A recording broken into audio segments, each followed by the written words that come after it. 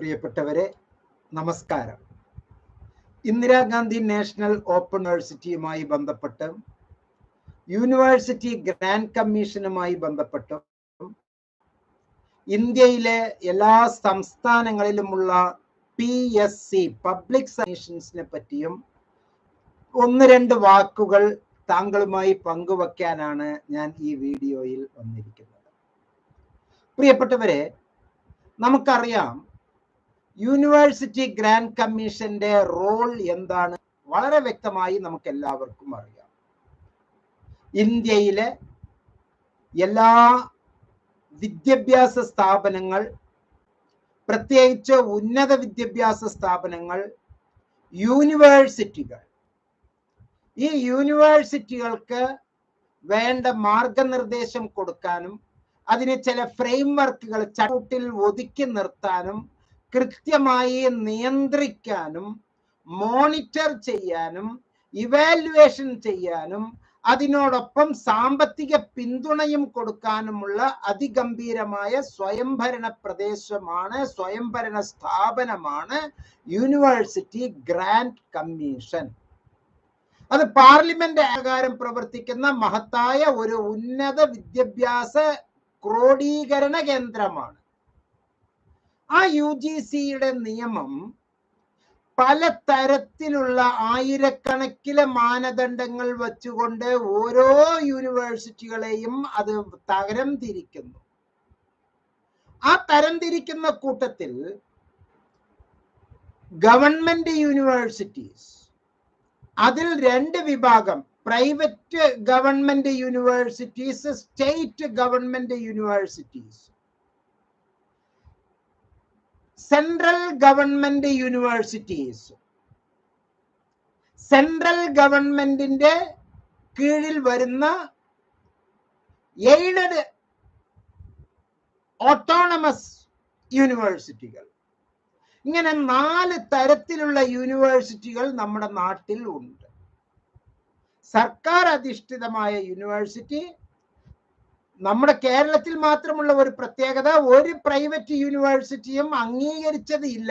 ഒന്ന് കൂത്തുപറമ്പിൽ ഒരു യൂണിവേഴ്സിറ്റി ഉണ്ട്, ഒരു തെറ്റായ ഒരു യൂണിവേഴ്സിറ്റി കൂത്തുപറമ്പിലുണ്ട്. അതൊന്നും നമ്മൾ യൂണിവേഴ്സിറ്റി ഗ്രാൻഡ് കമ്മീഷൻ അംഗീകരിച്ചിട്ടില്ല. ഓക്കെ, അപ്പോ സ്റ്റേറ്റ് യൂണിവേഴ്സിറ്റീസ്, കേരളത്തിലുള്ളതെല്ലാം ഗവൺമെന്റ് യൂണിവേഴ്സിറ്റീസ് ആണ്. തമിഴ്നാട്ടിലെ സ്റ്റേറ്റ് യൂണിവേഴ്സിറ്റീസ് ഉണ്ട്, പ്രൈവറ്റ് യൂണിവേഴ്സിറ്റീസ് ഉണ്ട്. പിന്നെ സെൻട്രൽ യൂണിവേഴ്സിറ്റീസ് ഉണ്ട്. കേരളത്തിലെ 2 എണ്ണമാണ് സെൻട്രൽ യൂണിവേഴ്സിറ്റീസ് ഉള്ളത്. ഒന്ന് ഇന്ദിരാഗാന്ധി നാഷണൽ ഓപ്പൺ യൂണിവേഴ്സിറ്റി, മറ്റൊന്ന് സെൻട്രൽ യൂണിവേഴ്സിറ്റി ഓഫ് കേരള പെരിയയിൽ കാസർഗോട്ടിൽ പ്രവർത്തിക്കുന്നു. അത് ഗവൺമെന്റ് യൂണിവേഴ്സിറ്റീസ്. ഈ ഗവൺമെന്റ് യൂണിവേഴ്സിറ്റീസ് അല്ലാതെ പ്രൈവറ്റ് യൂണിവേഴ്സിറ്റീസ് പലതും അവിടെ ഇവിടെ ആയിട്ട് നമുക്ക് പ്രവർത്തിക്കുന്നുണ്ട്.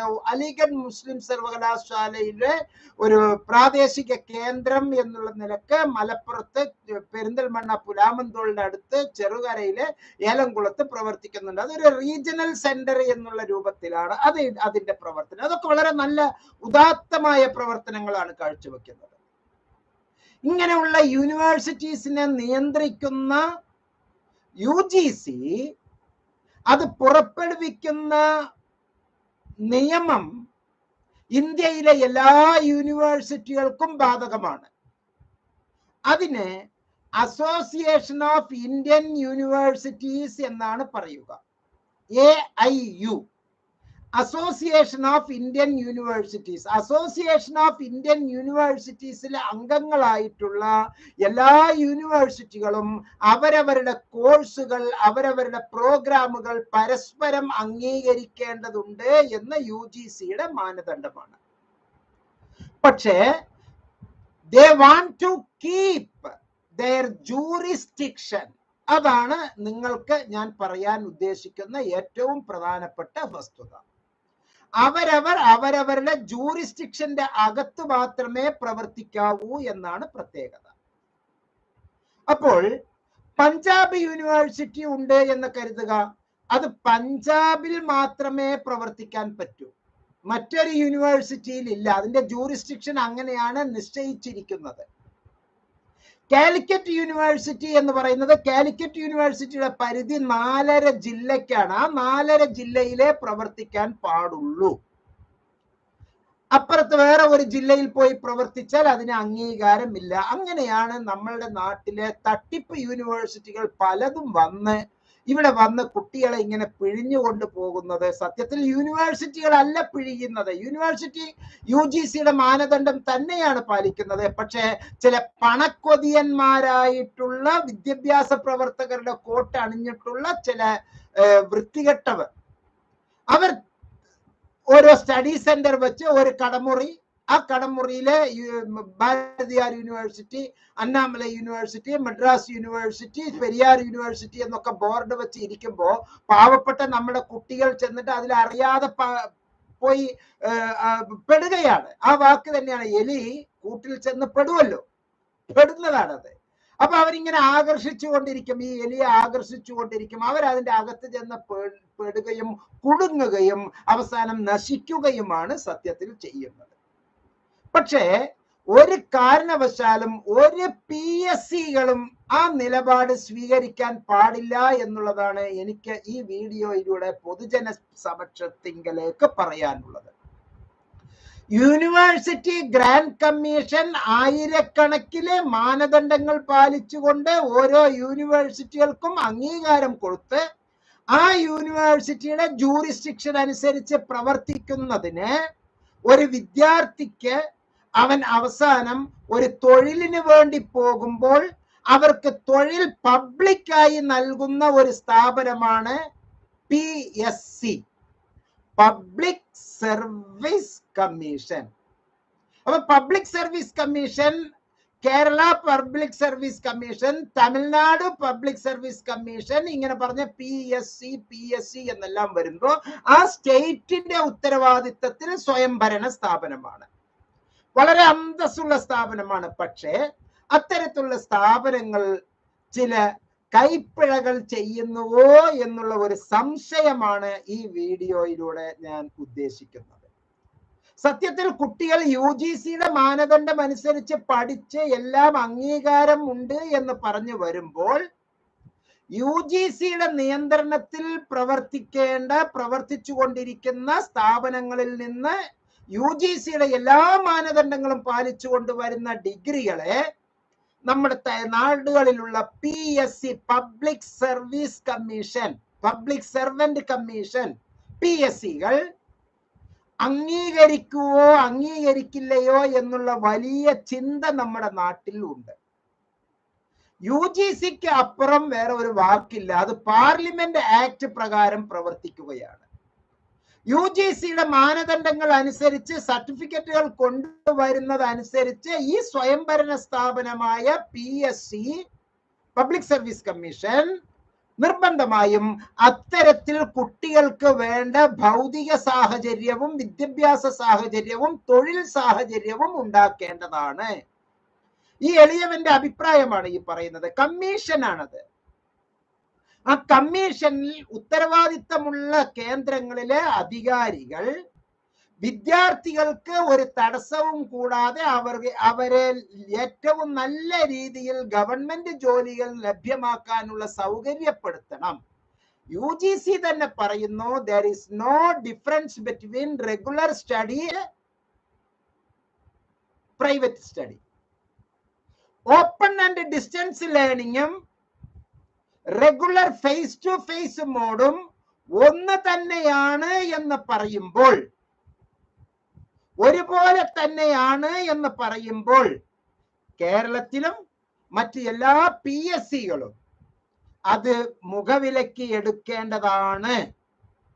പലരും ഈ വീഡിയോയിലെ തന്നെ താഴെ തംബ്നെയിലിലെ താഴെ ഡിസ്ക്രിപ്ഷൻ സെക്ഷനിലെ കമന്റ് ബോക്സിൽ പറയാറുണ്ട്, PSC അംഗീകാരം നൽകുന്നില്ല.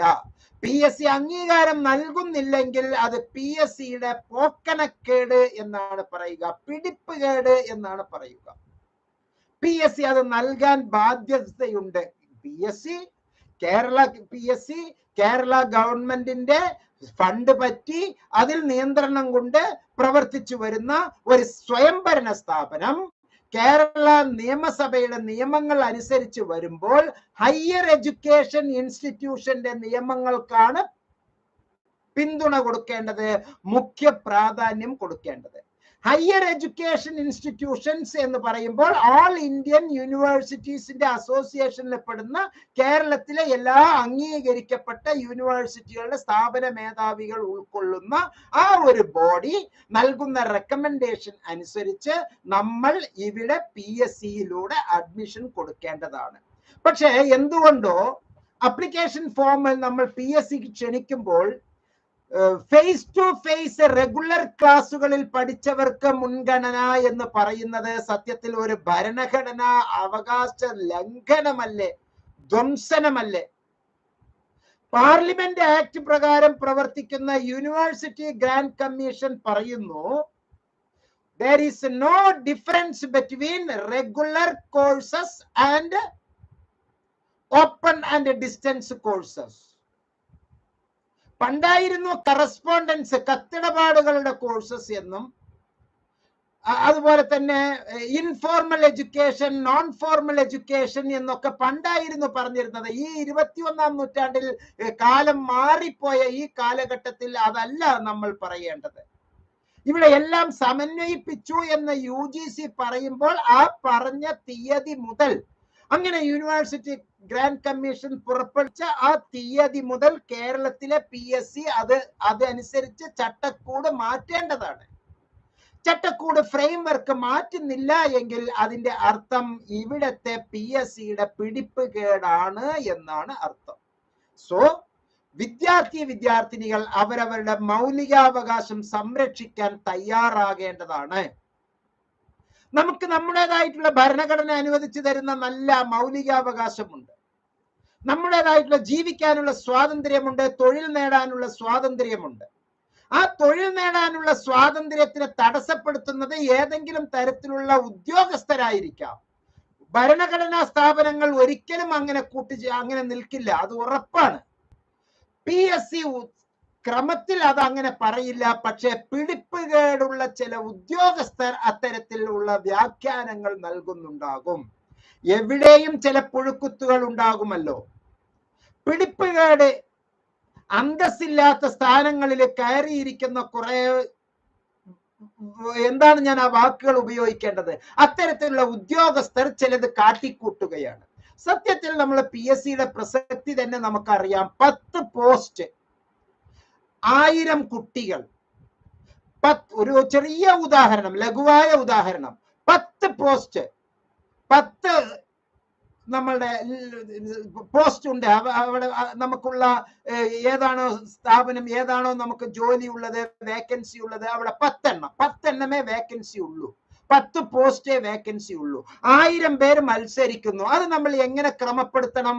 അതിനാണ് പബ്ലിക് സർവീസ് കമ്മീഷൻ പരീക്ഷ എഴുതി പല മാനദണ്ഡങ്ങൾ വെച്ച് റാങ്കുകളിലൂടെ കുട്ടികളെ കൊണ്ടുവരുന്നത്. അവിടെ തുടക്കത്തിൽ തന്നെ UGCക്കും പാർലമെന്റ് ആക്ടിനും വിരുദ്ധമായി നേരിട്ട് പഠിച്ചു വരുന്നവർക്ക് മുൻഗണന, ഓപ്പൺ ആൻഡ് ഡിസ്റ്റൻസ് ലേണിംഗ് പഠിച്ചു വരുന്നവരെ പറ്റില്ല എന്ന് പറയാൻ അധികാരമുണ്ടോ എന്നൊരു ചോദ്യം ഈ പൊതുമണ്ഡലത്തിൽ ഞാൻ ചോദിക്കാൻ ആഗ്രഹിക്കുകയാണ്. പബ്ലിക് സർവീസ് കമ്മീഷന്റെ ഉത്തരവാദിത്വം എന്താണ്? ഏറ്റവും സുതാര്യമായ രീതിയിൽ സർക്കാർ ജോലികൾ നൽകപ്പെടുക, സർക്കാർ ജോലികൾ നൽകാൻ വേണ്ടി അതിനുള്ള ഒരു മാനദണ്ഡം തയ്യാറാക്കി അത്തരത്തിലുള്ള ഒരു വർക്ക് ചെയ്യാനുള്ള ഒരു മിഷനറിയാണ് സ്വയംഭരണ സ്ഥാപനമാണ്, ഒരു മിഷനറിയാണ് പബ്ലിക് സർവീസ് കമ്മീഷൻ. പക്ഷെ ഇല്ലാത്ത അധികാരം പ്രയോഗിക്കുന്നത് തെറ്റല്ലേ? UGC തന്നെ പറയുന്നു രണ്ടും തുല്യമാണ് എന്ന്. പിന്നെ നമ്മൾ അവിടെ ഒരു വേർതിരിവ് കാണിക്കുന്നത് നീചമാണ്, നികൃഷ്ടമാണ്, തെറ്റാണ്, ഭരണഘടനാ ലംഘനമാണ്. പൊതുവെ നാട്ടിലൊരു ചൊല്ലുണ്ട്, എല്ലാ ഗവൺമെന്റ് സ്ഥാപനത്തിലെയും ഉദ്യോഗസ്ഥർ PSC കിട്ടി ജോലി കിട്ടുന്നത് വരെ പരിശ്രമം, അതിനുശേഷം വിശ്രമം. നല്ല ഒരു 5ഉം 10ഉം എല്ലാറ്റിലും റാങ്ക് ലിസ്റ്റിൽ വരാൻ വേണ്ടിയിട്ട് 5 കൊല്ലം 10 കൊല്ലം കഠിനാധ്വാനം, ജോലി കിട്ടുന്നത് വരെ PSC കിട്ടി ജോലി കിട്ടുന്നത് വരെ പരിശ്രമം, കഠിനാധ്വാനം, ശേഷം ജോലി കിട്ടിയാൽ അവരെല്ലാവരും വിശ്രമത്തിലാണ്. കാരണം അവർക്ക് മാസത്തിന് കൃത്യമായി ശമ്പളം കിട്ടുന്നു, കുറെ കഴിഞ്ഞാൽ പെൻഷൻ കിട്ടുന്നു, നല്ല രീതിയിൽ പ്രവർത്തിച്ചവർക്ക് കുരിശ് കിട്ടുന്നു, ഉപജാപങ്ങൾ ഉണ്ടാകുന്നു. അങ്ങനെയെല്ലാം ഉള്ളതിനെയാണ് നിങ്ങൾ മാനദണ്ഡങ്ങൾ കൃത്യമായി വെക്കേണ്ടത്. ഈ നല്ല രീതിയിൽ പഠിച്ചു വരുന്ന പാവപ്പെട്ട വിദ്യാർത്ഥിനികൾക്ക്. പിന്നെ നാട്ടിൽ ഒരു ചെറിയ ട്രെൻഡ് ഉണ്ട് കേട്ടോ. ഇപ്പൊ +2 ക്ലാസ്സുകളിലെല്ലാം തന്നെ ഈ മാസം ജനുവരിയിലായി പ്രാക്ടിക്കൽസ് തുടങ്ങിക്കൊണ്ടിരിക്കുകയാണ്. ഹയർ സെക്കൻഡറി സ്കൂളുകളിൽ നമ്മുടെ പൊതുമണ്ഡലത്തിൽ കേരളത്തിൽ അവിടെയെല്ലാം കരിയർ ഗൈഡൻസ് ആൻഡ് കൗൺസിലിംഗിന്റെ നേതൃത്വത്തിൽ ഇപ്പോൾ നടക്കുന്നത് ചില വൃത്തികെട്ട പരിപാടികളാണ്. പക്ഷെ പാവം ഹയർ സെക്കൻഡറി ഡിപ്പാർട്ട്മെന്റിലെ കരിയർ ഗൈഡൻസിന്റെ നമ്മുടെ സ്റ്റേറ്റ് കോർഡിനേറ്റർ ഇക്കാര്യം അറിയുന്നുണ്ടോ എന്നുള്ളത് എനിക്ക് അറിയില്ല.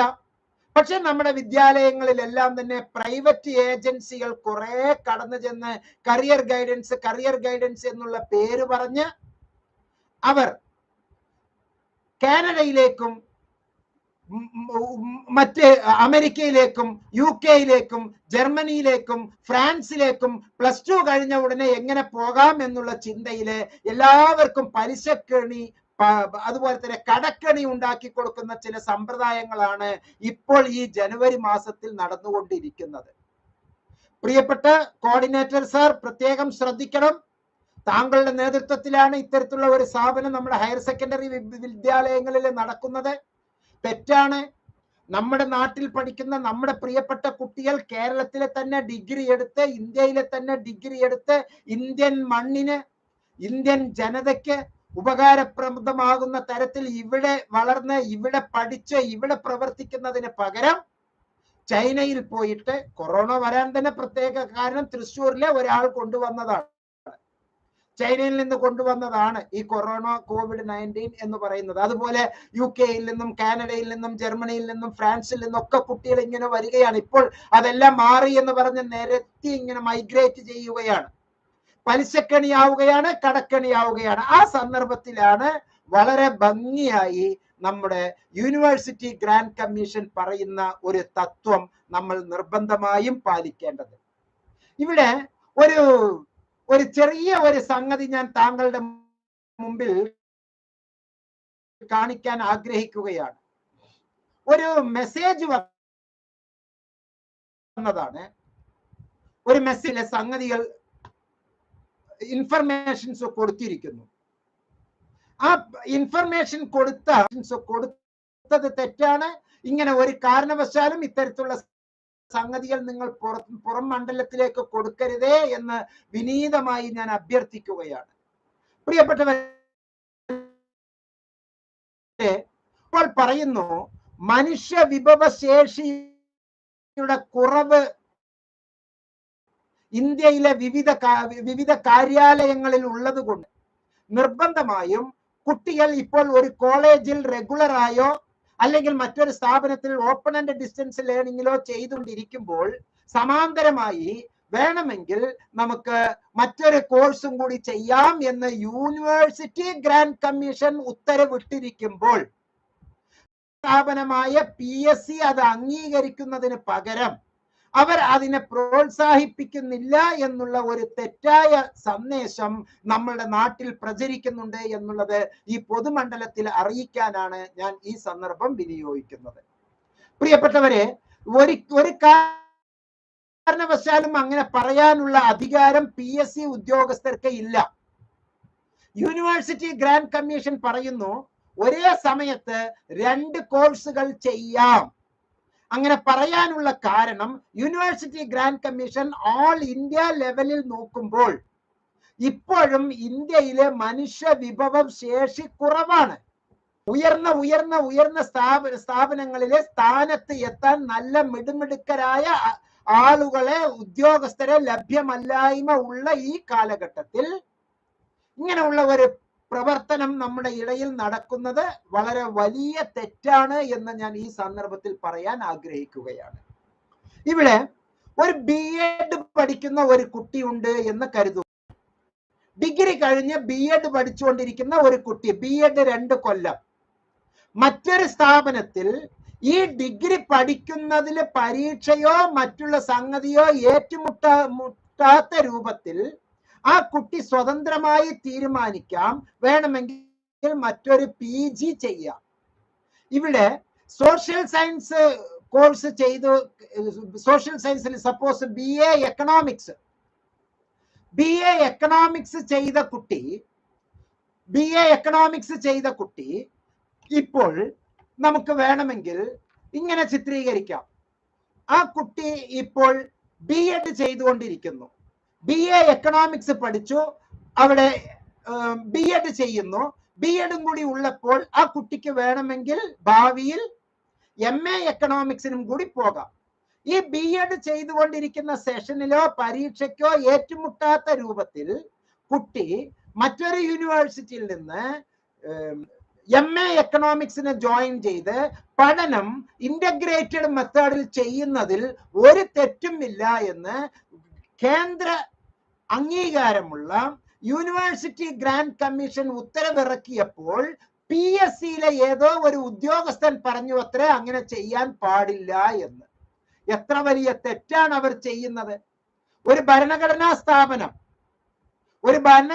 സ്ഥാപനം പറയുന്ന ആ ഒരു റൂളിനെ എതിരെ മറ്റൊരു വാക്കാലുള്ള ഒരു റൂൾ കൊടുക്കാൻ ഏതെങ്കിലും ഉദ്യോഗസ്ഥന് അധികാരമുണ്ടോ? ഞാൻ ഇപ്പോൾ കേരള PSC അങ്ങനെ ചെയ്യുന്നില്ല എന്ന് ഞാൻ എന്തെങ്കിലും ഒരു മണ്ടത്തരം വിഡ്ഢിത്തരം പറഞ്ഞാൽ എത്ര സൂക്ഷ്മതയോടുകൂടിയാണ് ഞാൻ സംസാരിക്കുന്നത് എന്നുള്ള ആ ഒരു അർത്ഥത്തിൽ വേണ്ടേ കാണാൻ. ഇവിടെ പാടില്ല എന്നുള്ള ഒരു തത്വം പ്രയോഗിക്കാൻ ആ ഉദ്യോഗസ്ഥന് അധികാരമില്ല. അത് അദ്ദേഹത്തിന്റെ അഹങ്കാരമാണ്, അജ്ഞതയാണ്. അദ്ദേഹം ഈ ഇന്ത്യൻ ഭരണഘടനയോട് കൽപ്പിക്കുന്ന മൂല്യ ശോഷണമാണ്.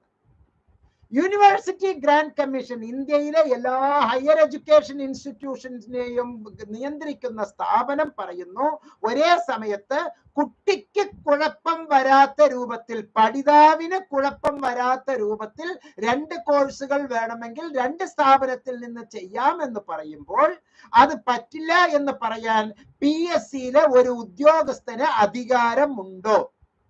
PSC കമ്മീഷൻ അംഗങ്ങളെയല്ല ഞാൻ ചൂണ്ടിക്കാണിക്കുന്നത്, അതിലുള്ള ഒരു പ്രവർത്തകൻ, ഒരു ഗവൺമെന്റ് ജീവനക്കാരന് അങ്ങനെ പറയാൻ മാത്രമുള്ള ജ്ഞാനമുണ്ടോ? അദ്ദേഹം അത് നന്നായി പഠിച്ചിട്ടാണോ മനസ്സിലാക്കി പറയുന്നത്, അല്ലെങ്കിൽ അത് ആ കുട്ടിയെ ഭാവി തുലയ്ക്കുന്നതല്ലേ? ഒരു സന്ദേശം ഞാൻ ഇവിടെ വായിക്കാം. ഹായ് ആൾ, വാട്സപ്പിൽ വന്ന ഒരു ഗ്രൂപ്പിൽ വന്നിട്ടുള്ള ഒരു സന്ദേശമാണ്. ഹായ് ആൾ, പ്രിയപ്പെട്ടവരെ, ഒരു ദിവസം തന്നെ ഒരുപാട് DL-Ed സ്റ്റുഡൻസ് നേരിട്ട് വിളിച്ചും വാട്സപ്പിൽ കൂടി മെസ്സേജ് അയച്ചും ചോദിക്കുന്ന ഒരു ചോദ്യമാണ്, DL-Edഉം ഡിഗ്രിയും ഒരേ സമയം ഒരെണ്ണം റെഗുലറായും ഡിസ്റ്റൻസ് ആയും ചെയ്യുവാൻ പറ്റുമോ എന്ന്. ഇതിനുള്ള മറുപടി എന്തെന്നാൽ, റെഗുലറായും ഡിസ്റ്റൻസ് ആയും നിങ്ങൾ DL-Ed പഠിച്ചത് കൊണ്ട് യാതൊരുവിധ പ്രയോജനവും ഇല്ല.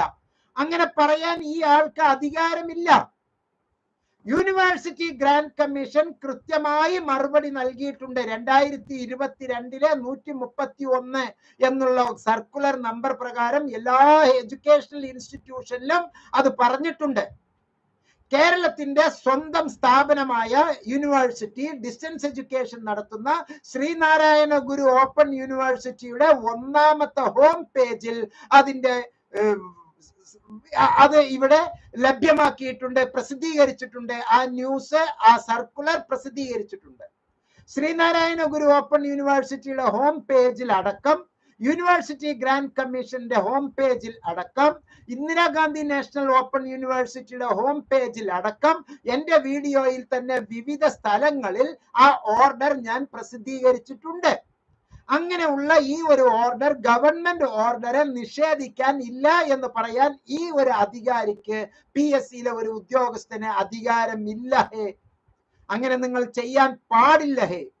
നിങ്ങൾ അങ്ങനെ ചെയ്യുന്നത് ആയിരക്കണക്കിലെ ലക്ഷക്കണക്കിലെ കുട്ടികളെ മുരടിപ്പിക്കാൻ, ഭാവി തുലയ്ക്കാനുള്ള കരുത്താണ് നിങ്ങൾ കൊടുക്കുന്നത് എന്ന് മനസ്സിലാക്കുക. മറ്റൊരു ന്യായവും കൂടി അദ്ദേഹം പറയുന്നത്, ഇതിനുള്ള മറുപടി എന്തെന്നാൽ, റെഗുലറായും ഡിസ്റ്റൻസ് ആയും നിങ്ങൾ DL-Ed പഠിച്ചത് കൊണ്ട് യാതൊരുവിധ പ്രയോജനവുമില്ല. പ്രയോജനമുണ്ട് എന്നുള്ള അർത്ഥത്തിലാണ് യൂണിവേഴ്സിറ്റി ഗ്രാന്റ് കമ്മീഷൻ പറയുന്നത്. പക്ഷെ ഇദ്ദേഹം പ്രയോജനമില്ല എന്ന്, പാടില്ല എന്നുള്ള വാക്കല്ല, ആള് കുറുക്കനാണ്, തന്ത്രശാലിയാണ്. പ്രയോജനമില്ല എന്ന കുട്ടിയെ മസ്തിഷ്ക പ്രക്ഷാളനം നടത്തുകയാണ്, ബ്രെയിൻ വാഷ് ചെയ്യുകയാണ്. അങ്ങനെ ചെയ്താൽ അതുകൊണ്ട് പ്രയോജനമില്ല. എന്താണ് പ്രയോജനമില്ലായ്ക?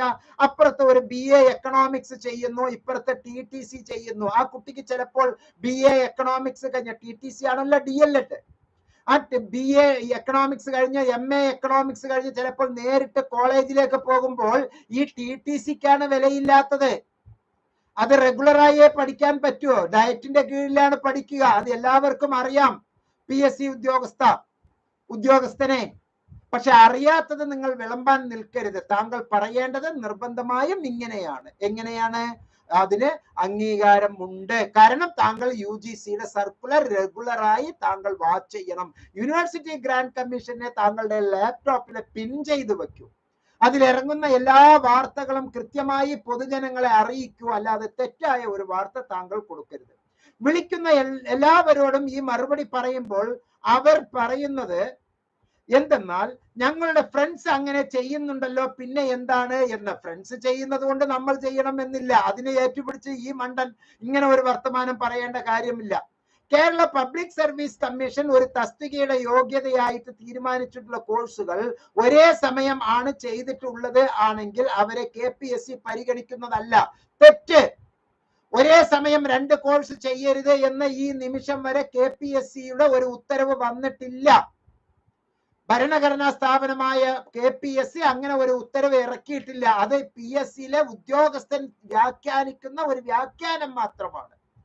യൂണിവേഴ്സിറ്റി ഗ്രാന്റ് കമ്മീഷന് എത്രത്തോളം പവർ ഉണ്ടോ അത്രത്തോളം തന്നെ പവർ ഉണ്ടെങ്കിൽ പോലും കേരള PSC ഇത്തരത്തിൽ ഒരേ സമയം 2 കോഴ്സ് ചെയ്യരുത് എന്ന് പറഞ്ഞിട്ടില്ല എന്ന് ആണയിട്ട് ഞാൻ പറയുന്നു. പറയാൻ അവർക്ക് അധികാരമില്ല. കാരണം അത് കേന്ദ്രഭരണ പ്രദേശമാണ്, നമ്മുടെ പാർലമെന്റ് ആക്ട് പ്രകാരം പ്രവർത്തിക്കുന്ന സ്ഥാപനമാണ്. UGC ആണ് പറഞ്ഞിരിക്കുന്നത് ഒരേ സമയത്ത് 2 കോഴ്സുകൾ ചെയ്യാം. കുട്ടിയാണ് അത് തീരുമാനിക്കേണ്ടത്. അത് പാടില്ല എന്ന് പറയാൻ ഒരു കാരണവശാലും PSCക്ക് അധികാരമില്ല. അങ്ങനെ ഉണ്ട് എങ്കിൽ പൊതുമണ്ഡലത്തിൽ നിങ്ങൾ ആ ഒരു വാർത്ത അടുത്ത ദിവസത്തെ പത്രത്തിൽ നിർബന്ധമായും ഈ PSC ഉദ്യോഗസ്ഥൻ ഈ വെല്ലുവിളി ഏറ്റെടുത്തുകൊണ്ട്, ഈ പോസ്റ്റ് ഇട്ട വ്യക്തി ഈ വെല്ലുവിളി ഏറ്റെടുത്തുകൊണ്ട് പാടില്ല എന്ന് നമ്മുടെ ചുവന്ന പ്രതലത്തിൽ ആനയുടെ മുദ്രയുള്ള കേരള PSC കമ്മീഷന്റെ മുദ്രയോടുകൂടി, KPSCയുടെ മുദ്രയോടുകൂടിയുള്ള സർക്കുലർ ഒരു ഓർഡർ നിങ്ങൾ റിലീസ് ചെയ്യൂ. പാടില്ല എന്ന്, ഒരേ സമയം 2 കോഴ്സ് ചെയ്യുന്നത് അംഗീകരിക്കില്ല എന്ന്. ഒരിക്കലും അങ്ങനെ ചെയ്യാൻ നിങ്ങൾക്ക് കഴിയില്ല. കാരണം യൂണിവേഴ്സിറ്റി ഗ്രാന്റ് കമ്മീഷൻ നമുക്ക് അതിനുള്ള അനുവാദം നൽകിയിട്ടുണ്ട്. അത് ഏറ്റുപിടിക്കേണ്ടതാണ് കേരളത്തിലടക്കമുള്ള എല്ലാ PSCകളും.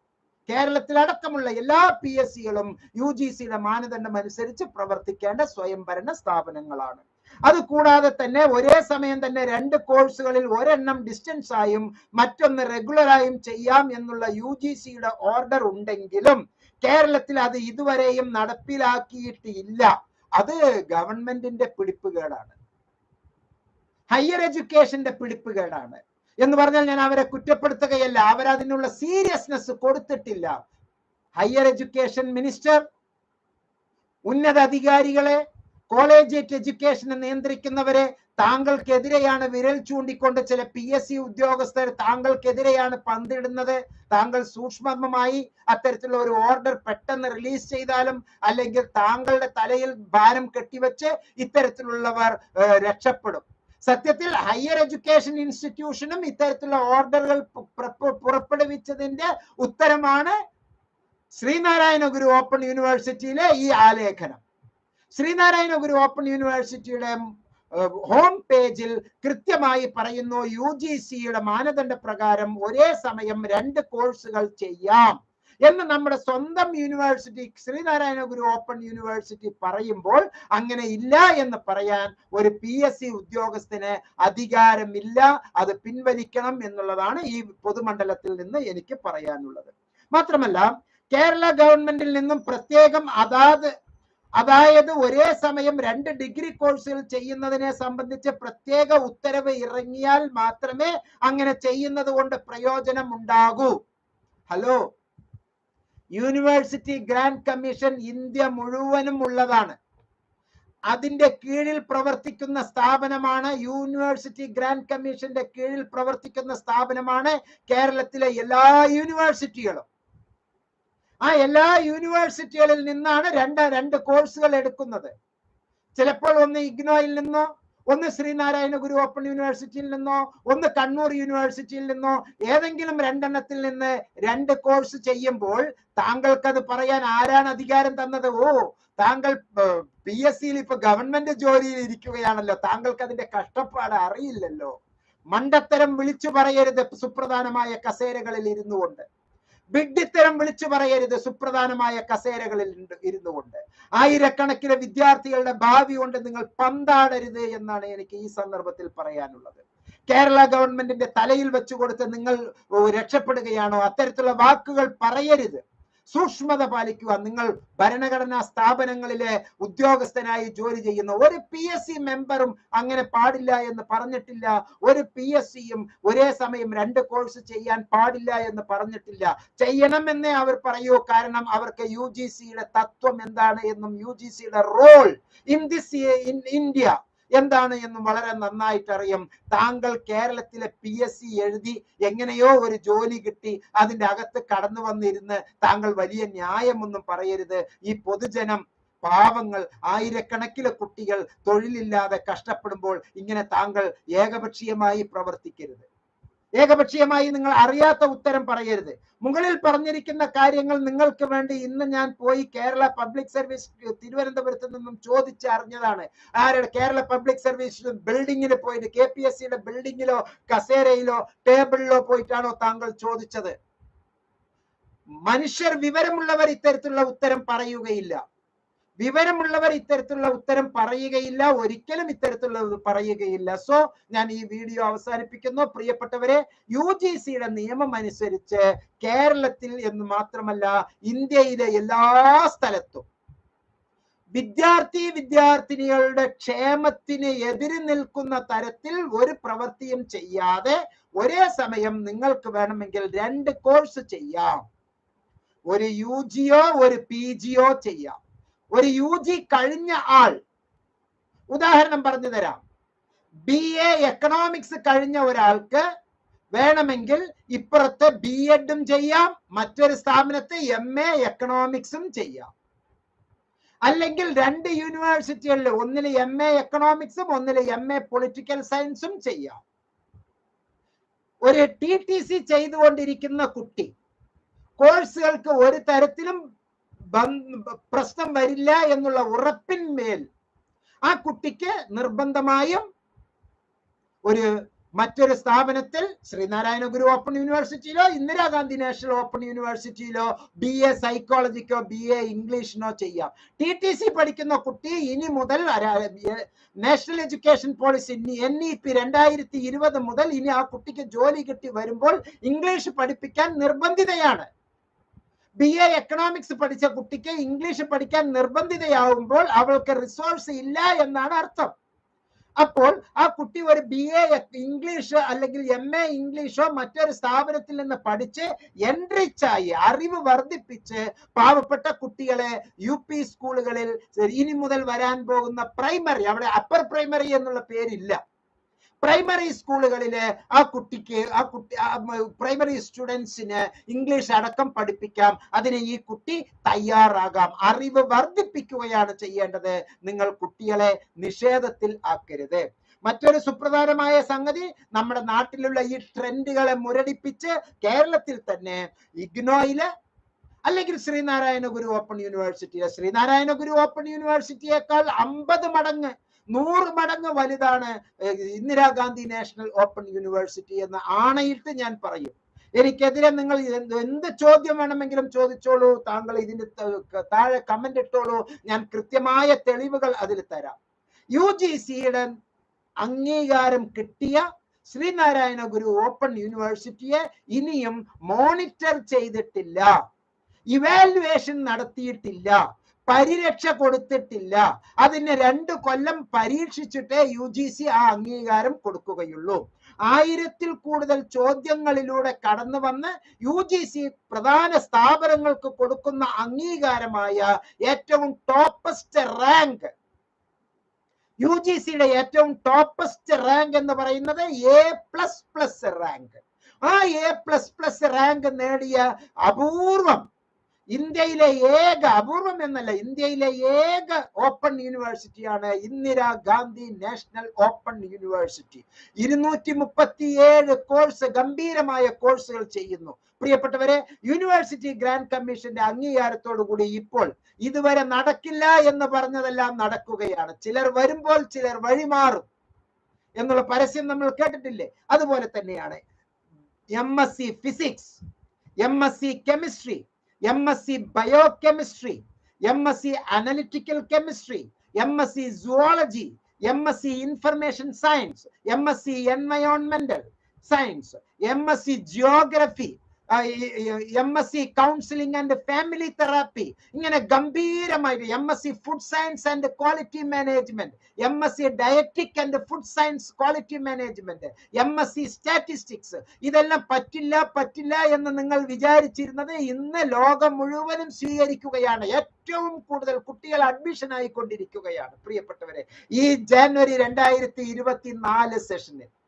മാത്രമല്ല 4 കൊല്ലത്തെ UG ഇംപ്ലിമെന്റ് ചെയ്തിരിക്കുകയാണ് ചങ്കൂറ്റത്തോടുകൂടി ഇന്ദിരാഗാന്ധി നാഷണൽ ഓപ്പൺ യൂണിവേഴ്സിറ്റി.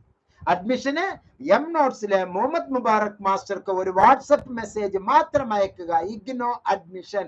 താങ്കൾക്ക് അതിനുള്ള എല്ലാ സൗകര്യങ്ങളും ലഭ്യമാണ്. മാത്രമല്ല ഈ വീഡിയോയിലെ ഡിസ്ക്രിപ്ഷൻ സെക്ഷനില് അഡ്മിഷനുള്ള ഗൂഗിൾ ഫോം ഉണ്ട്, എന്റെ 4 നമ്പർ ഉണ്ട്. ആ നമ്പറിലേക്ക് ഏതിലേക്ക് വേണമെങ്കിലും വാട്സപ്പ് ചെയ്താൽ താങ്കൾക്ക് ഇൻഫർമേഷൻ കൃത്യമായി ലഭ്യമാണ്.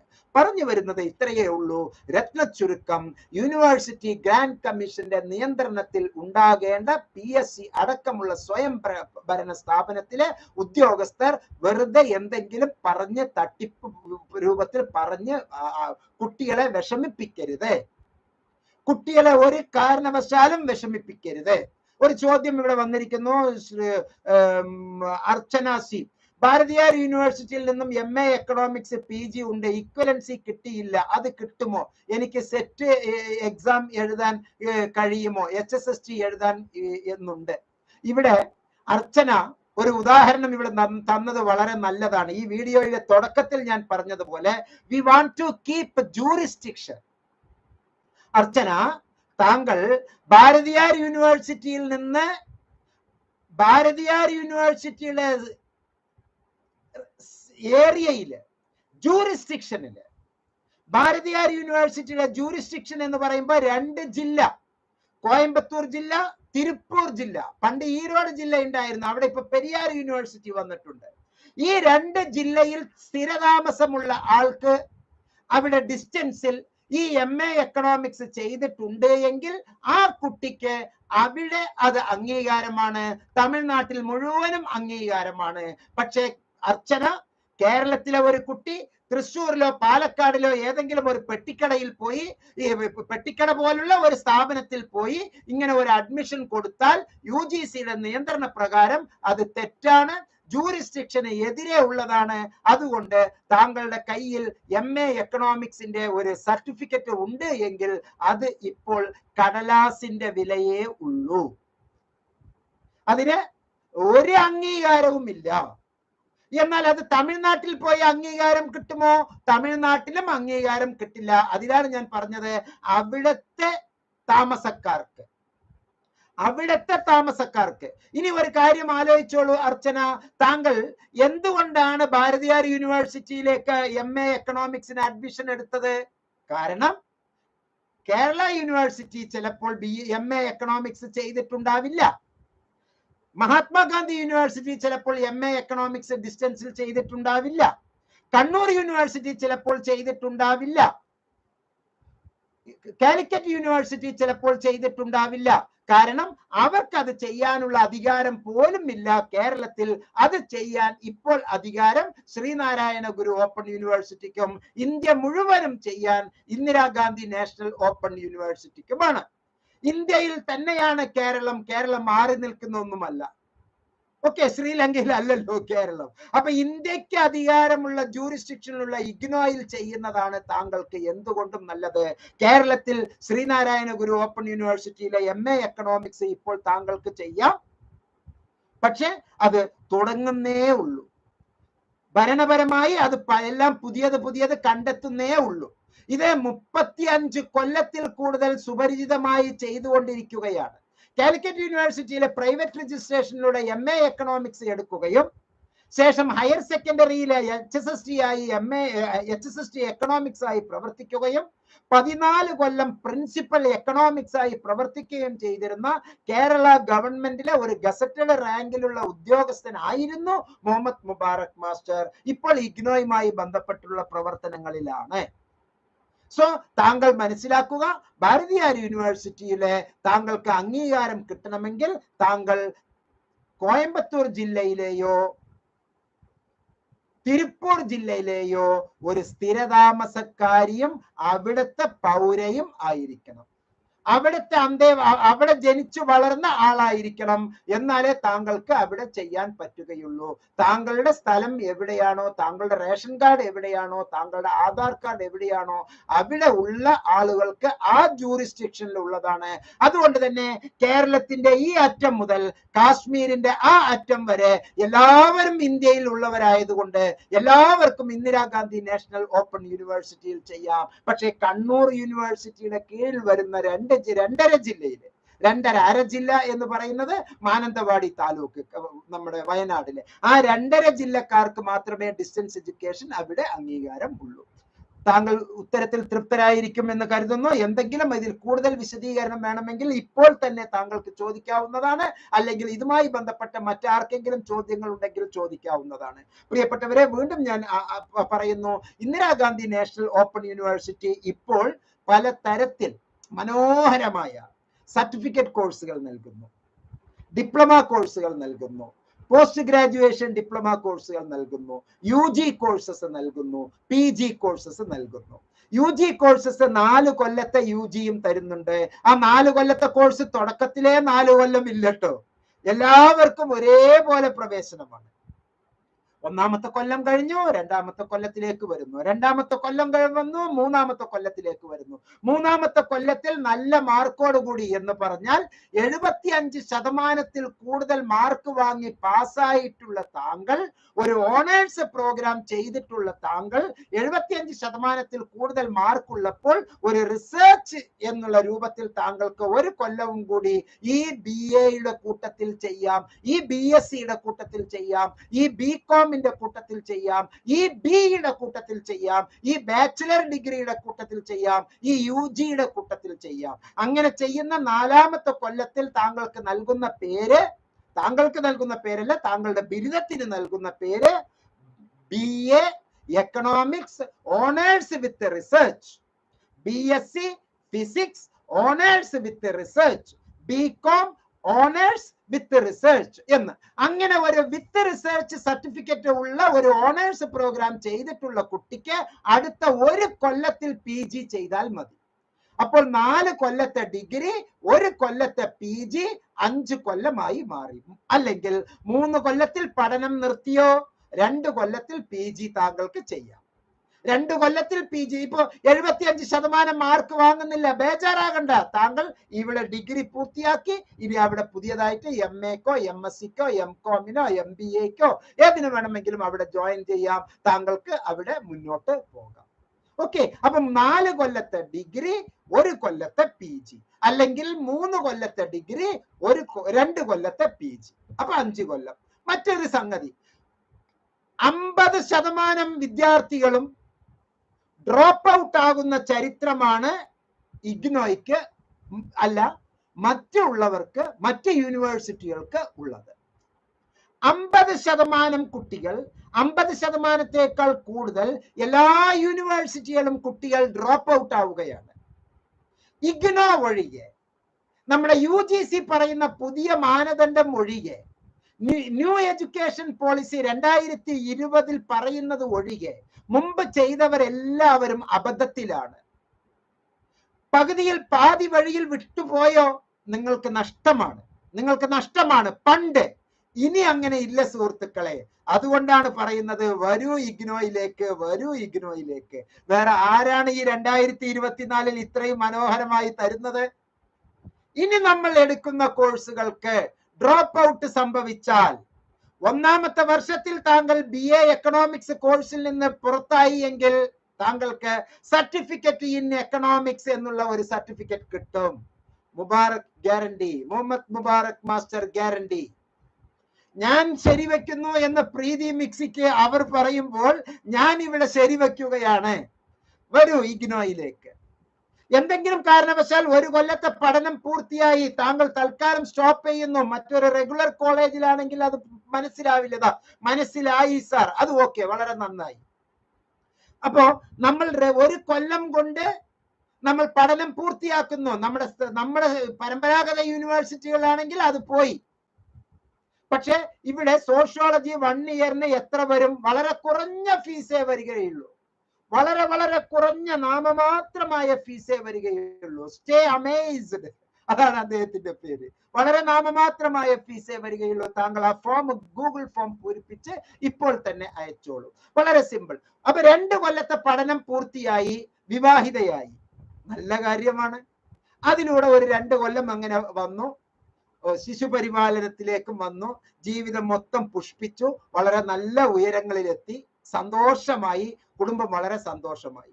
പക്ഷെ നമ്മുടെ പരമ്പരാഗത യൂണിവേഴ്സിറ്റിയിലാണ് എങ്കിൽ ഡിഗ്രി ഗോവിന്ദ എന്നുള്ള ഒരു ചൊല്ലുണ്ടല്ലോ, പോയി എന്നുള്ളതിന് ഗോവിന്ദ എന്നുള്ള ഒരു ചൊല്ലുണ്ടല്ലോ. അത് ഞാൻ വേറെ തെറ്റായ ഒരു അർത്ഥത്തിലൊന്നും അല്ല പറഞ്ഞത്. അപ്പൊ അത് നമുക്ക് നഷ്ടപ്പെടും. പക്ഷെ ഇഗ്നോയിലാണെങ്കിൽ ഡിപ്ലോമ ഇൻ എക്കണോമിക്സ് 2 കൊല്ലത്തെ പഠനം പൂർത്തിയാക്കി, ഡിപ്ലോമ ഇൻ ഫിസിക്സ് 2 കൊല്ലത്തെ പഠനം പൂർത്തിയാക്കി, ഡിപ്ലോമ ഇൻ ബിസിനസ് അഡ്മിനിസ്ട്രേഷൻ 2 കൊല്ലത്തെ ബിരുദം, 2 കൊല്ലത്തെ ഡിഗ്രി 2 കൊല്ലത്തിൽ പൂർത്തിയാക്കി, പിന്നെ ഡ്രോപ്പ് ഔട്ട് ചെയ്യുന്നു. ഡിപ്ലോമ എന്ന് പറഞ്ഞ് ആ സബ്ജക്റ്റിന്റെ പേര് വെച്ചുള്ള സർട്ടിഫിക്കറ്റ് ആണ് ഇനി മുതൽ താങ്കൾക്ക് കിട്ടുക. 3 കൊല്ലം താങ്കൾ പഠിച്ചോ, താങ്കൾക്ക് സുന്ദരമായ ഡിഗ്രി കിട്ടും. ആ ഡിഗ്രി 4 തരമാണ്. ഒന്ന് മൈനർ, മൾട്ടി ഡിസിപ്ലിനറി ഉള്ളത്. മറ്റൊന്ന് മേജർ. നമ്മൾ 120 ക്രെഡിറ്റിനേക്കാൾ കൂടുതൽ എടുക്കുന്നത്. 136 ക്രെഡിറ്റോ 142 ക്രെഡിറ്റോ ആണ് താങ്കൾ എടുക്കുന്നത്. ആ ഡിഗ്രിക്ക് ഓണേഴ്സ്. ആ ഓണേഴ്സിൽ ഉപരിയായിക്കൊണ്ട് 75% മാർക്ക് വാങ്ങിച്ച് 4ാമത്തെ കൊല്ലത്തിൽ താങ്കൾ പഠിക്കേണ്ടി വരുമ്പോൾ BA, BSc, BCom, BSW, honours with research, അങ്ങനെ 4 തരത്തിലുള്ള ബിരുദമാണ് പ്രിയപ്പെട്ടവരെ ഇനി മുതൽ. ഇത് എല്ലാവർക്കും അറിഞ്ഞോളണം എന്നില്ല. UGCയുമായി ബന്ധപ്പെട്ട്, ഇഗ്നോയുമായി ബന്ധപ്പെട്ട് ഡൽഹിയിൽ അടക്കമുള്ള ഒരുപാട് കോൺഫറൻസുകളിലെ, ഒരുപാട് വർക്ക്ഷോപ്പുകളിലെ പങ്കെടുത്തിട്ടുള്ള അനുഭവ സമ്പത്ത് കൊണ്ടാണ് ഈ കാര്യങ്ങൾ നിങ്ങളോട് പറഞ്ഞുകൊണ്ടിരിക്കുന്നത്. സോ നിങ്ങളെ അണ്ടർ എസ്റ്റിമേറ്റ് ചെയ്യരുത്. നമുക്കെതിരെ വിരൽ ചൂണ്ടുന്ന വിവരമില്ലാത്ത ഉദ്യോഗസ്ഥർ എന്തെങ്കിലും പറഞ്ഞു തരുന്നതനുസരിച്ച് താങ്കൾ പ്രവർത്തിക്കരുത്. കൃത്യമായ ഒരു കൗൺസിലിംഗിന്റെ അഭാവം ഇവിടുത്തെ എല്ലാ യുവതകൾക്കും ഉണ്ട്. കരിയർ ഗൈഡൻസിന്റെ കൃത്യമായ അഭാവം, കൗൺസിലിംഗിന്റെ കൃത്യമായ അഭാവം നമ്മുടെ നാട്ടിലുണ്ട്. ഇവിടെ 15 ദിവസം ട്രെയിനിങ് കിട്ടി, നേരെ തമിഴ്നാട്ടിൽ പോയി ഒരു യൂണിവേഴ്സിറ്റിയുടെ ബ്രോഷറും വൗച്ചറും മറ്റുള്ള സംഗതികളും ഒരു കുറ്റിബുക്കും വാങ്ങിച്ച് കുറച്ച് വിസിറ്റിംഗ് കാർഡ് വന്നിട്ട് എല്ലാ കോളേജുകളിലും ഇങ്ങനെ തേരാപ്പാര നടന്ന് കുട്ടികളെ പിടിക്കുന്ന കുറെ ആളുകൾ നമ്മുടെ നാട്ടിലുണ്ട്. മാത്രമല്ല ഇവർ കുറച്ചും കൂടി കാശുള്ള വമ്പന്മാർ എന്ത് ചെയ്യുന്നു? അവർ അന്യ രാജ്യങ്ങളിലേക്ക് പോയി പല യൂണിവേഴ്സിറ്റികളിലും പോയി ബ്രോഷേഴ്സ് എല്ലാം സംഘടിപ്പിച്ച്, വിസയെല്ലാം സംഘടിപ്പിച്ച് 4 ബാങ്കിൽ നിന്ന്, പ്രത്യേകിച്ച് ന്യൂ ജനറേഷൻ ബാങ്കുകൾ ഉള്ള കുറെ ബാങ്കുകളുണ്ട്, ആ ന്യൂ ജനറേഷൻ ബാങ്കുകളുമായിട്ട് എല്ലാം ഒരു MOU ഒപ്പിട്ട് അവർ ഇങ്ങനെ ചാക്കിട്ട് നടക്കുകയാണ്. 50 ലക്ഷം രൂപ, 40 ലക്ഷം രൂപ, 1 ലക്ഷം രൂപ EMI ഫെസിലിറ്റി അടക്കം വിദ്യാഭ്യാസത്തിൽ വന്നു എന്ന് ഇത്തരത്തിലുള്ളവർ നമ്മളോട് പറയുകയാണ്. അതിലൊന്നും ചെന്ന് പെടരുത്. നിങ്ങളുടെ പ്രിയപ്പെട്ട കുട്ടികളെ അതിലൊന്നും ചെന്ന് പറഞ്ഞയക്കരുത്. ഭരണപരമായ നഷ്ടത്തിനോടൊപ്പം തൊഴിൽപരമായ നഷ്ടമുണ്ടാകും.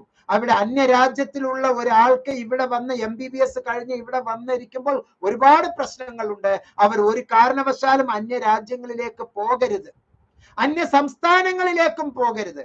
ഓൾ ഇന്ത്യൻ യൂണിവേഴ്സിറ്റി ഇവിടെ ഉള്ളപ്പോൾ നമ്മൾ എന്തിന് മറ്റ് സംസ്ഥാനങ്ങളിലേക്ക് പോകേണ്ടത്? അതിന്റെ ഒരു ആവശ്യവും ഇല്ലല്ലോ. There is no any difference between regular course and open and distance learning. Both are same. എങ്ങനെ എന്നല്ലേ, ഈ കൈയിലെ ഈ കൈ പോലെ തന്നെയാണ് ഈ കൈ. ഈ രണ്ട് കൈയും സദൃശം മാത്രമല്ല സർവസമം കൂടിയാണ്. ഈ രണ്ട് കൈയും സദൃശം മാത്രമല്ല സർവസമവും കൂടിയാണ്. ഈ കണ്ണടയുടെ ഈ ഭാഗം സർവസമമാണ്, ഈ കണ്ണടയുടെ ഈ ഭാഗം രണ്ടും ഒന്ന് തന്നെയാണ്, ഒരു വ്യത്യാസവുമില്ല. ഈ കണ്ണ് പോലെ തന്നെയാണ് ഈ കണ്ണ്, ഈ ചെവി പോലെ തന്നെയാണ് ഈ ചെവി. ഓക്കെ, ഒരു വ്യത്യാസവുമില്ല എന്ന് മനസ്സിലാക്കുക. Open and distance learning regular course തന്നെയാണ് എന്നുള്ളത് വീണ്ടും വീണ്ടും ഉറപ്പിച്ച് പറയാൻ ആഗ്രഹിക്കുകയാണ് പ്രിയപ്പെട്ടവരെ. ഒരു ചോദ്യം, എല്ലാ കോഴ്സിലും ക്ലാസ് ഉണ്ടാകുമോ? ഇഗ്നോയിലെ ക്ലാസ്സുകൾ ഉണ്ടാകുന്നതല്ലേ നല്ലത്.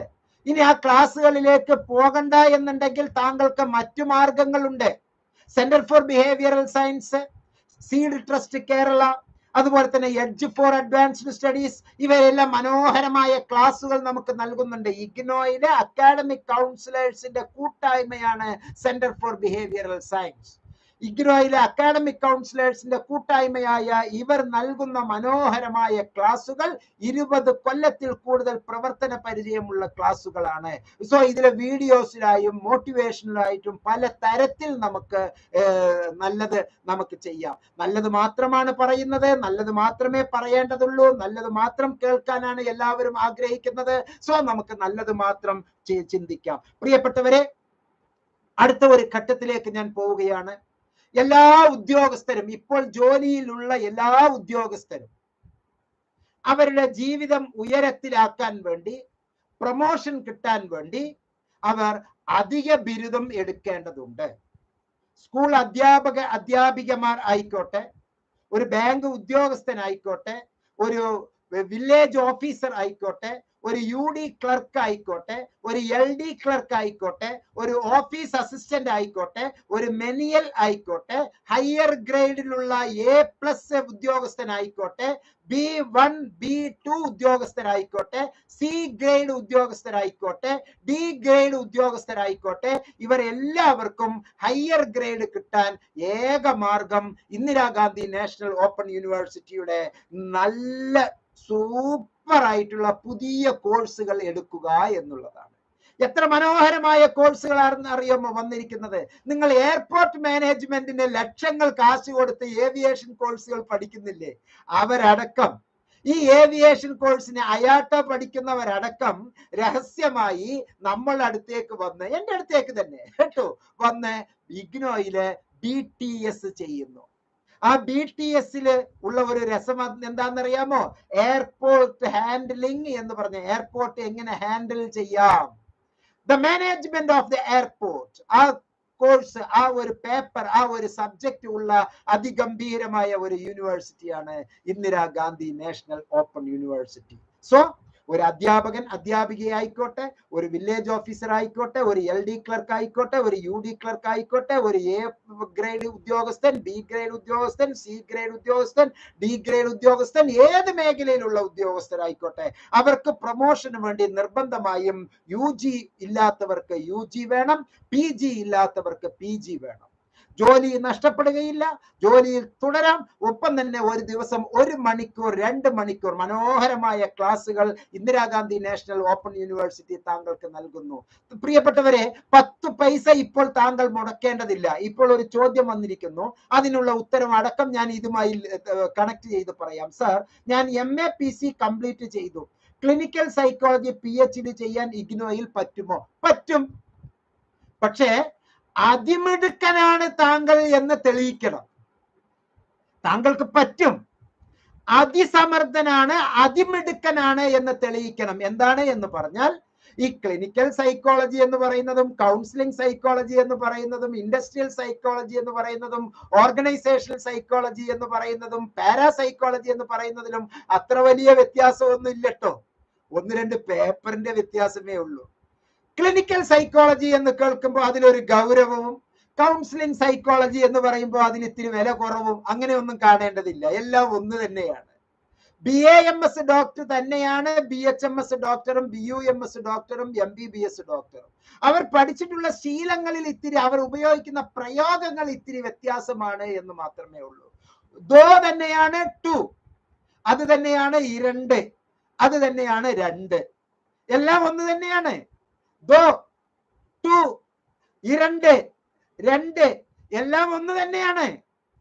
പേരിൽ മാത്രമേ വ്യത്യാസമുള്ളൂ, അല്ലാതെ അതിന് വേറെ കാര്യമൊന്നുമില്ല. ഇനി PhD ഇഗ്നോയിൽ ചെയ്യണമെങ്കിൽ താങ്കൾ അതിസമർത്ഥനായ മിടുക്കനായിരിക്കണം.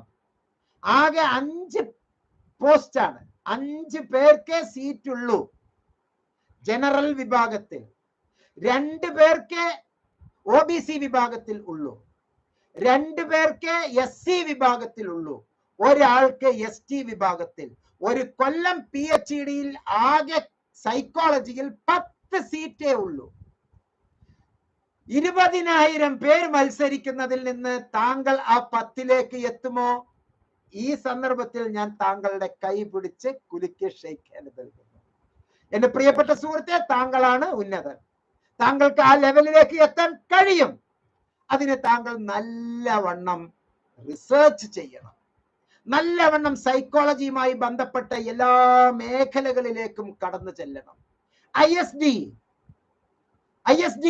4, ISD 5, ISD 6, statistical manual, okay, DSC, ഇതെല്ലാം വളരെ നന്നായി പഠിച്ച് മനസ്സിലാക്കിയിരിക്കണം. ട്രാൻസാക്ഷൻ അനാലിസിസ് അടക്കം എല്ലാം പഠിച്ച് മനസ്സിലാക്കിയിരിക്കണം. അങ്ങനെ താങ്കൾ ഒരു പ്രിപ്പറേഷനിലേക്ക് വന്നാൽ വളരെ നല്ലതായിരിക്കും. ഒരു ശ്രീനന്ദ ചോദിച്ചിരിക്കുന്നു, സാർ ഞാൻ ഒരു UP സ്കൂൾ ടീച്ചറാണ്, ഇപ്പോൾ MA എഡ്യൂക്കേഷൻ ഇഗ്നോയിൽ ചെയ്യുന്നു. ഫൈൻ. സെക്കൻഡ് ഇയർ എക്സാം ജൂലൈയിലാണ്. ഫൈൻ. ഞാൻ BSc ഫിസിക്സ് ആണ് പഠിച്ചത്. MSc ഫിസിക്സ് ഇപ്പോൾ ജാനുവരി ജോയിൻ ചെയ്താൽ എക്സാം എപ്പോഴായിരിക്കും? സുഹൃത്തെ ശ്രീനന്ദ, വളരെ ഭംഗിയായി താങ്കൾക്ക് ചെയ്യാം. താങ്കൾ ഇപ്പോൾ MA എഡ്യൂക്കേഷൻ ചെയ്തത് വേറെ ഒരു ലെവലിൽ നിൽക്കാൻ വേണ്ടിയാണ് MA എഡ്യൂക്കേഷൻ ചെയ്തതെങ്കിൽ പോലും ആ സന്ദർഭത്തിൽ MSc ഫിസിക്സ് ഉണ്ടായിരുന്നെങ്കിൽ ഞാൻ ഉറപ്പിച്ചും ഊഹിക്കുന്നു താങ്കൾ MSc ഫിസിക്സേ ചെയ്യുമായിരുന്നുള്ളൂ. ഒരു PG, അഡീഷണൽ PG ഇല്ലാതെ ഈ MA എഡ്യൂക്കേഷന് വാലിഡിറ്റി ഇല്ല. ഓക്കെ, ഉദാഹരണത്തിന് BSc BA ഏതെങ്കിലും ഉള്ളപ്പോൾ മാത്രമല്ലേ നമുക്ക് BEd എടുക്കാൻ പറ്റുകയുള്ളൂ, അല്ലെ? അതേപോലെ BLIS ഒരു ഡിഗ്രി ഉള്ളപ്പോഴേ bachelor of library and information science ചെയ്യാൻ പറ്റുകയുള്ളൂ. അതുപോലെ BEd ഉണ്ടെങ്കിൽ മാത്രമേ ഈ MA എഡ്യൂക്കേഷന് വിലയുള്ളൂ. അത് കേവലം ഒരു MA എഡ്യൂക്കേഷൻ ആയി നിൽക്കുന്നില്ല. BA എഡ്യൂക്കേഷനിൽ ചെയ്യുന്നതിന്റെ അതേ ശൈലിയിലായിരുന്നു, ഒരു ട്രെയിനിങ്ങോട് കൂടിയിട്ടായിരുന്നു MEd മുമ്പ് ഉണ്ടായിരുന്നത്. ഇപ്പോൾ MEd അല്ല, ഇപ്പോൾ മറിച്ച് MA എഡ്യൂക്കേഷൻ ആണ്. MA എഡ്യൂക്കേഷൻ നല്ല മാർക്കോട് കൂടി പാസ്സാകാൻ താങ്കൾക്ക് ലേബർ ഇന്ത്യ മോഡലിലുള്ള റെഫറൻസ് മെറ്റീരിയൽ മുബാറക് മാസ്റ്റർ ലഭ്യമാക്കാം. വളരെ ചുരുങ്ങിയ വിലയിൽ താങ്കൾക്ക് ലഭ്യമാക്കാം. 60% കൂടുതൽ മാർക്കോടുകൂടി MA എഡ്യൂക്കേഷൻ താങ്കൾക്ക് പാസ്സാകാം. ഈ വീഡിയോയിലെ ഡിസ്ക്രിപ്ഷൻ സെക്ഷനിലുള്ള ഒരു ഗൂഗിൾ ഫോം ഉണ്ട്. 100% വിജയിക്കാൻ, കൃത്യമായി 85% കൂടുതൽ മാർക്ക് വാങ്ങാൻ ഇന്ന പഠന സാമഗ്രികൾ, പഠന സഹായി താങ്കൾക്ക് ലഭ്യമാക്കാം എന്നുള്ള ആ ഗൂഗിൾ ഫോം പൂരിപ്പിച്ച് താങ്കൾ അയച്ചാൽ മതി. സുപ്രധാനമായ ഇപ്പോൾ ചോദിക്കുന്ന ഈ ചോദ്യം, ജൂണിൽ താങ്കൾക്ക് MA എഡ്യൂക്കേഷന്റെ എക്സാം, ഇപ്പോൾ ജാനുവരിയിൽ MSc ഫിസിക്സ് ചെയ്യുന്നു. MSc ഫിസിക്സ് ചെയ്യുമ്പോൾ താങ്കൾക്ക് ഓട്ടോമാറ്റിക്കലി ഒരു കൊല്ലം കഴിയുന്നത് എപ്പോഴാണ്? ഒരു കൊല്ലം കഴിയുന്നത് ഡിസംബർ 24-ലാണ്. പക്ഷേ ആദ്യത്തെ 6 മാസത്തിൽ തന്നെ താങ്കൾക്ക് പരീക്ഷ എഴുതാം. ആ 6 മാസത്തെ ഫസ്റ്റ് സെമസ്റ്റർ എഴുതാം, അടുത്ത 6ാമത്തെ മാസത്തെ സെക്കൻഡ് സെമസ്റ്ററിൽ എഴുതാം. പക്ഷേ ഒരേ സന്ദർഭത്തിൽ MA എഡ്യൂക്കേഷന്റെ ടൈം ടേബിൾ ഇവിടെ മുന്നിൽ വരുന്നു, MSc ഫിസിക്സിന്റെ ടൈം ടേബിൾ ഇവിടെ മുന്നിൽ വരുന്നു. UGC പറയുന്നത് പ്രകാരം താങ്കൾ രണ്ടിനും യോഗ്യതയുള്ള ആളാണ്, അഡ്മിഷൻ എടുത്ത ആളാണ്, താങ്കൾ മിടുക്കിയാണ്, നന്നായി പരീക്ഷയ്ക്ക് ഗ്യാപ്പ് ഉണ്ട്, പരീക്ഷ എഴുതാം എന്നുള്ള ആത്മവിശ്വാസമുണ്ട്, 4 പേപ്പർ MSc ഫിസിക്സിന്റെ, MA എഡ്യൂക്കേഷന്റെ 3 പേപ്പർ അല്ലെങ്കിൽ 5 പേപ്പർ താങ്കൾക്ക് എഴുതണമെങ്കിൽ എത്രയെങ്കിലും പേപ്പർ അത് താങ്കൾ ഉദ്ദേശിക്കുന്നത് പോലെ ക്ലാഷ് ആകാത്ത രൂപത്തിൽ താങ്കൾക്ക് എഴുതാവുന്നതാണ്. അങ്ങനെ എഴുതിയിട്ട് മാർക്ക് കുറഞ്ഞു എന്ന് പറഞ്ഞാൽ താങ്കൾ തോറ്റു എന്നുണ്ടെങ്കിൽ ആ പേപ്പർ അടുത്ത ഡിസംബറിൽ എഴുതാം. വാലിഡിറ്റി കഴിഞ്ഞിട്ടില്ല എങ്കിൽ MA എഡ്യൂക്കേഷന്റെയും താങ്കൾക്ക് എഴുതാം, ഈ പറഞ്ഞതിന്റെയും താങ്കൾക്ക് എഴുതാം. അപ്പൊ ഏത് പേപ്പർ വേണമെങ്കിലും താങ്കൾക്ക് എഴുതാവുന്ന സൗകര്യങ്ങൾ നമുക്കുണ്ട്. അപ്പോ there is no any kind of ക്ലാഷുകൾ വരാതിരിക്കാൻ ശ്രദ്ധിക്കണം. ഇത്തരത്തിലുള്ള സംഗതികൾ ആണ് ഒരു കരിയർ ഗൈഡ് എന്നുള്ള നിലക്ക്, കൗൺസിലിംഗ് സൈക്കോളജിസ്റ്റ് എന്നുള്ള നിലക്ക് ഞങ്ങളൊക്കെ നിങ്ങളെ പ്രോത്സാഹിപ്പിക്കുന്നതും കൈത്താങ് നൽകുന്നതും. We are providing the good kinds of scaffolding to you. Okay, you just contact and send the WhatsApp message to us. പ്രിയപ്പെട്ടവരെ, 1 മണിക്കൂർ ദൈർഘ്യത്തിൽ നമ്മൾ ഇപ്പോൾ പോയിരിക്കുന്നു. നാളെ ഇതേ 7 മണിക്ക് നമുക്ക് കാണാം. ഒരുപാട് കാര്യങ്ങൾ നമുക്ക് ഡിസ്കസ് ചെയ്യാനുണ്ട്. ഈ വീഡിയോ ഞാൻ പ്രക്ഷേപണം ചെയ്യും. താങ്കൾക്ക് ഈ വീഡിയോ കണ്ട് മറ്റുള്ളവർക്ക് ഷെയർ ചെയ്യാം. വിലയേറിയ അഭിപ്രായങ്ങൾ താങ്കൾക്ക് രേഖപ്പെടുത്താം. 2 കാര്യങ്ങൾ ഞാൻ താങ്കളെ ഉണർത്തുന്നു. നല്ല മാർക്കോടുകൂടി പാസ്സാവണം. താങ്കൾക്ക് ഇഷ്ടമുള്ള കോഴ്സ് വളരെ ഇഷ്ടപ്പെട്ട് താങ്കൾക്ക് പഠിക്കാൻ കഴിയണം. എന്നിട്ട് നല്ല ഇഷ്ടപ്പെട്ട ഒരു ജോലിയിൽ വളരെ സുഖസുന്ദരമായി താങ്കൾ പ്രവർത്തിക്കണം. അതിന് താങ്കൾക്കും താങ്കളോടൊപ്പമുള്ള സുഹൃത്തുക്കൾക്കും ഈ പൊതുസമൂഹത്തിനും ഉണ്ടാകുമാറാകട്ടെ, അതിനുള്ള എല്ലാ കഴിവുകളും ഉണ്ടാകുമാറാകട്ടെ എന്ന പ്രാർത്ഥനയോടുകൂടി ഈ വീഡിയോയിൽ നിന്ന് വിടവാങ്ങുന്നു. പ്രിയപ്പെട്ടവരെ, എല്ലാവർക്കും ശുഭരാത്രി നേരുന്നു. നന്ദി, നമസ്കാരം, ജയ് ഹിന്ദ്.